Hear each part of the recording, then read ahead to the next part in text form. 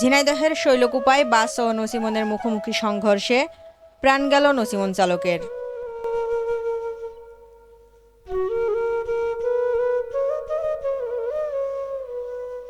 ঝিনাইদহের শৈলকুপা উপজেলার ঝিনাইদহ-কুষ্টিয়া মহাসড়কের বরদাহ এলাকায় ইসলামী বিশ্ববিদ্যালয়ের একটি বাস ও নছিমনের মুখোমুখি সংঘর্ষে ইমরান হোসেন ৩০ নামের এক নছিমন চালকের প্রাণ গেল।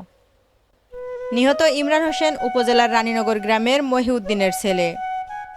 বুধবার ২০ মে সন্ধ্যা ৬টার দিকে এই দুর্ঘটনা ঘটে। স্থানীয় সূত্রে জানা যায়, ইমরান হোসেন শেখপাড়া এলাকায় বিভিন্ন দোকানে মাল সরবরাহ শেষে নছিমন নিয়ে গাড়াগঞ্জের দিকে যাচ্ছিলেন। পথে বরদাহ এলাকায় পৌঁছালে ঝিনাইদহ থেকে ছেড়ে আসা ইসলামী বিশ্ববিদ্যালয়ের একটি বাস একটি ট্রাককে ওভারটেক করার সময় বিপরীত দিক থেকে আসা নছিমনটিকে ধাক্কা দেয়। সংঘর্ষে নছিমন চালক ইমরান গুরুতর আহত হন। পরে স্থানীয়রা তাকে উদ্ধার করে শৈলকুপা উপজেলা স্বাস্থ্য কমপ্লেক্সে ভর্তি করেন।